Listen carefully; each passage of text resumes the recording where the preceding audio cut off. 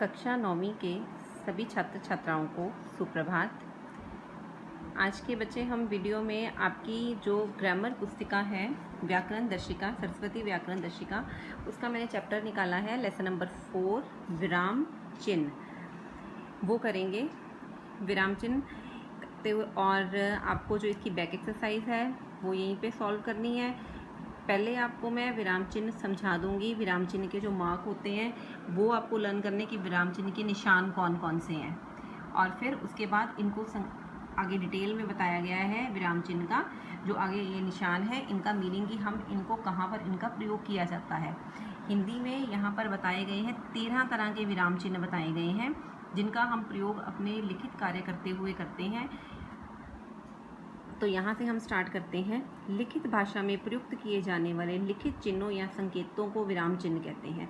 जब लिखित कार्य हम कर रहे होते हैं तो हम जौन से संकेत और चिन्ह प्रयोग करते हैं उन्हें विराम चिन्ह कहा जाता है। विराम चिन्हों का महत्व क्या है? भाषा में विराम चिन्हों का बहुत महत्व है।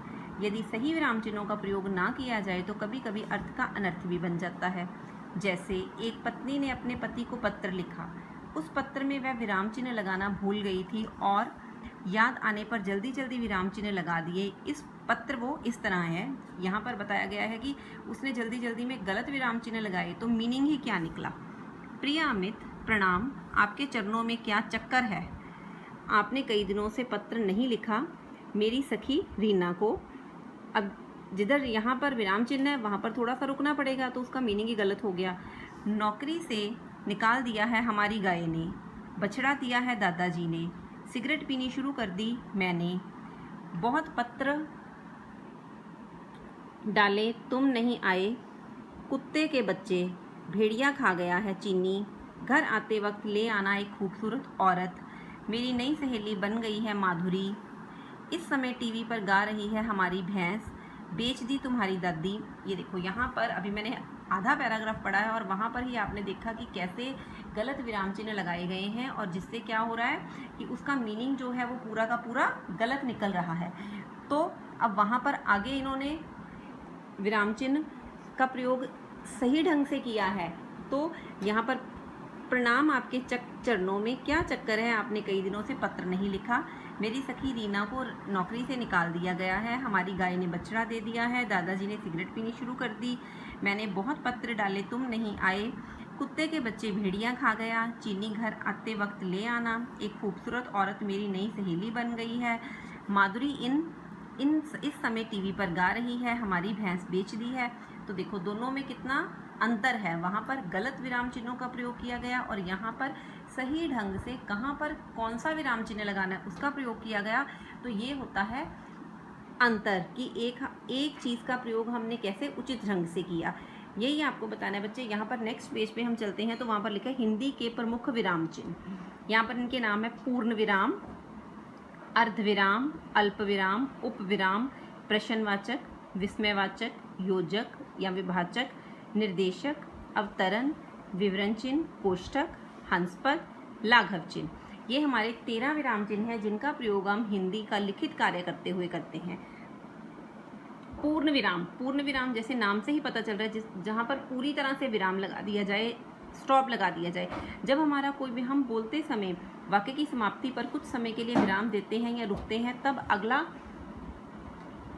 वाक्य प्रारंभ करते हैं। इसी प्रकार लिखते समय प्रत्येक वाक्य सरल, संयुक्त अथवा मिश्र कोई भी हो के बाद केवल प्रश्नवाचक तथा विस्मयवाचक वाक्यों को छोड़कर पूर्ण विराम लगाया जाता है। प्रश्नवाचक और विस्मयवाचक में नहीं लगाया जाता।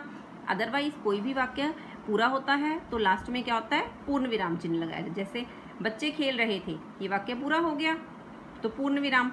अचानक बारिश आ गई, सभी लोग भीगने लगे, अचानक एक बच्चे का पैर फिसल गया। यहाँ पर इन्होंने अलग अलग वाक्य बताए हैं जिनका प्रयोग इन्होंने अंत में पूर्ण विराम के साथ किया है। नेक्स्ट में हम चलते हैं अर्धविराम। जब कभी पूर्ण विराम की तुलना में थोड़ी कम अवधि के लिए रुका जाए, पूर्ण विराम में तो हमने पूर्ण रूप से हम रुक गए, परंतु अर्धविराम में जब पूर्ण विराम से कम अवधि के लिए रुकना पड़े तब वहाँ पर अर्धविराम चिन्ह का प्रयोग होता है। अर्धविराम का ये मार्ग है, एक डॉट होती है, बिंदु और साथ में कॉमा का प्रयोग हमें निम्नलिखित स्थितियों में दिखाई देता है। संयुक्त वाक्य के समानाधिकृत उपवाक्यों के बीच, जैसे मदन स्कूल से सीधे घर पहुंचा। हाथ मुंह धोकर उसने नाश्ता किया, अपनी साइकिल उठाई और चल पड़ा मटर गश्ती करने। अब यहाँ पर मदन स्कूल से सीधे घर पहुंचा, हल्का सा यहाँ पर पॉज है, रुकना है, तो यहाँ पर अर्धविराम का प्रयोग किया जाता है। ऐसे ही मिश्र तथा संयुक्त वाक्यों में विपरीत अर्थ प्रकट करने वाले उपवाक्यों के बीच, जैसे वह हाथ जोड़ता रहा, वे लोग उसे पीटते रहे। अब वह हाथ जोड़ता रहा, वे लोग उसे पीटते रहे, ऐसे अटपटा सा लग रहा है अगर मैं जल्दी जल्दी बोलूं। और अगर मैं बोलूं वह हाथ जोड़ता रहा, वे लोग उसे पीटते रहे, तो रहा और वे के बीच में एक छोटा सा है, दिख रहा है कि यहाँ पर हमें थोड़ी देर के लिए रुकना है।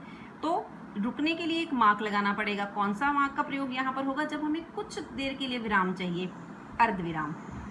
मैं उसे प्यार करता हूँ, वह मुझसे नफरत करती है। ठीक है बच्चे। नेक्स्ट, मिश्र वाक्य में प्रधान उपवाक्य तथा कारणवाची क्रिया विशेषण उपवाक्य के बीच, वे लोग सारी रात दवाई की खोज में इधर उधर भटकते रहे पर दवाई ना मिली, क्योंकि यह दवाई विदेश से ही आती है। दवाई ना मिली, यहाँ पर फिर एक छोटा सा विराम है, पॉज है, तो उसके बाद एंड में क्या है? पूर्ण विराम है। तो जहाँ पर छोटा सा विराम हो तो अर्धविराम चिन्ह का प्रयोग होगा। अगले पृष्ठ पर जाते हुए नेक्स्ट यहाँ पर दिया हुआ है अल्प विराम। अब अल्प विराम में होगा पहले पूर्ण विराम पूरा वाक्य पढ़ने के बाद, अर्धविराम जहाँ छोटा सा विराम हो, और अल्प विराम जब वाक्य के मध्य में अर्धविराम की तुलना में कुछ समय के लिए रुका जाए, अर्धविराम की तुलना में थोड़ा सा ज़्यादा समय के लिए रुका जाए, तब अल्प विराम चिन्ह का प्रयोग किया जाता है। अल्प विराम चिन्ह का निम्नलिखित स्थितियों में प्रयोग होता है। ये बहुत इजी है अल्प विराम, जिसे हम कॉमा भी बोलते हैं। किसी वाक्य में दो या दो से अधिक समान पद वाले शब्दों और पदबंधों के अलगाव को दिखाने के लिए, जैसे गणतंत्र दिवस की परेड में बच्चे, बूढ़े, स्त्री, पुरुष सभी एकत्रित हुए। अब बच्चे, बूढ़े, स्त्री, पुरुष में हम बीच बीच में अल्प विराम का पॉज दिया हुआ है, रुके हुए विराम चाहिए हमें, पर पूर्ण विराम नहीं चाहिए, ना ही अर्ध विराम चाहिए, यहाँ पर हमें अल्प विराम चाहिए, तो यहाँ पर हमने इसका प्रयोग किया। शराब पीना, सिगरेट पीना, जुआ खेलना, चोरी करना, झूठ बोलना, जाने कितने ऐप थे उनमें, तो यहाँ पर इन्होंने अल्प विराम का प्रयोग किया है। वाक्यों के बीच विभिन्न उपवाक्यों के अलगाव दिखाने के लिए, एक दिन की बात है, एक शिकारी जंगल में आया और मेरे ख्याल से इसी पेड़ पर चढ़कर बैठ गया, तो यहाँ पर हमें अर्धविराम से ज़्यादा समय रुकने की ज़रूरत है, तो यहाँ पर कौन सा प्रयोग होगा? अल्प विराम का प्रयोग किया जाएगा। यहाँ पर अल्प विराम की ही उदाहरणें दी हुई हैं कि जिधर जिधर हम अल्प विराम का प्रयोग करते हैं, जैसे नहीं, मैं नहीं चल सकता, हाँ तुम जाना चाहो तो चले जाओ, माताजी बोली मैं आपके साथ नहीं रहूँगी, चलो चलो निकलो यहाँ से, चलो चलो निकलो यहाँ से, एक ये वर्ड है, चलो चलो निकलो यहाँ से, तो पहले वाला वर्ड जो है हमें यहाँ पर एक विराम की ज़रूरत है, तो यहाँ पर कौन सा विराम आएगा? अल्प विराम। क्या करता क्या ना करता कुछ भी समझ में नहीं आ रहा था, तो ऐसे यहाँ पर इन्होंने अल्प विराम के प्रयोग के बारे में बताया है। नेक्स्ट है हमारा उपविराम। उपविराम का ये मार्क होता है 2 डॉट्स, 2 बिंदु। इसे अपूर्ण विराम भी कहते हैं। इसका प्रयोग निर्देश देने, संवाद लेखन और शीर्षकों आदि में प्रयोग किया जाता है, जैसे शीर्षक, माँ, उसके बाद यहाँ पर जैसे के बाद भी यहाँ पर देखो उपविराम है, ममता की प्रतिमूर्ति, सुमित, चलिए आपको यमराज से मिलवाऊं, अमित, भाई अभी मेरी उनसे मिलने की उम्र नहीं है, तो यहाँ पर उपविराम का इसे अपूर्ण विराम कहते हैं, जहाँ पर पूर्ण रूप से विराम ना हो, एक छोटा सा वर्ड दिया हो, शब्द दिया हो, उसके बाद उपविराम का प्रयोग किया जाए।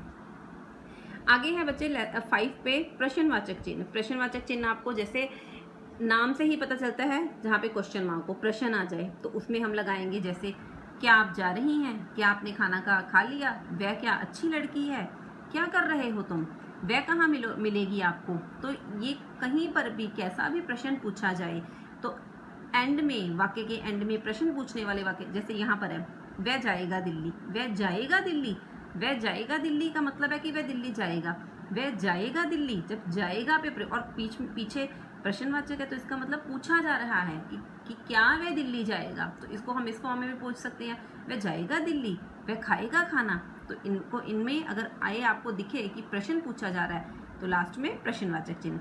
यहाँ पर व्यंग्यात्मक भाग से प्रकट करने वाले कथन भी दिए हैं, उनके जैसा धर्मात्मा पैदा ही नहीं हुआ। ठीक है, आगे दिए विशेष, प्राय छात्र वाक्य में जहाँ भी प्रश्नवाचक शब्द का प्रयोग देखते हैं प्रश्नवाचक चिन्ह लगा देते हैं। ऐसा हर जगह नहीं हो सकता, क्योंकि प्रश्नवाचक शब्द हर स्थान पर प्रश्न पूछने के लिए प्रयुक्त नहीं होते हैं। उदाहरण के लिए कुछ वाक्यों में प्रश्नवाचक शब्द डांटने के लिए भी प्रयोग होते हैं, जैसे क्या बकवास कर रहे हो। तो इसमें इन्होंने प्रश्न नहीं पूछा, इन्होंने, हम डांटते हैं ना, जैसे क्या बोल रहे हो, कैसे बोल रहे हो, तो ये क्या होता है, हम डांट रहे हैं, तो इसमें पीछे प्रश्नवाचक नहीं आएगा। चले जाओ यहाँ से कहीं, ये संबंध सूचक का कार्य करते हैं। जैसे वे क्या कर रहे थे, मैं तो समझा ही नहीं। तो यहाँ पर ये पूछा तो प्रश्न ही है, परंतु ये संबंध सूचक है, तो एंड में यहाँ पर इन्होंने पूर्ण विराम लगाया है। ध्यान रखिए, ऐसे स्थानों में प्रश्नवाचक चिन्ह का प्रयोग नहीं किया जाता।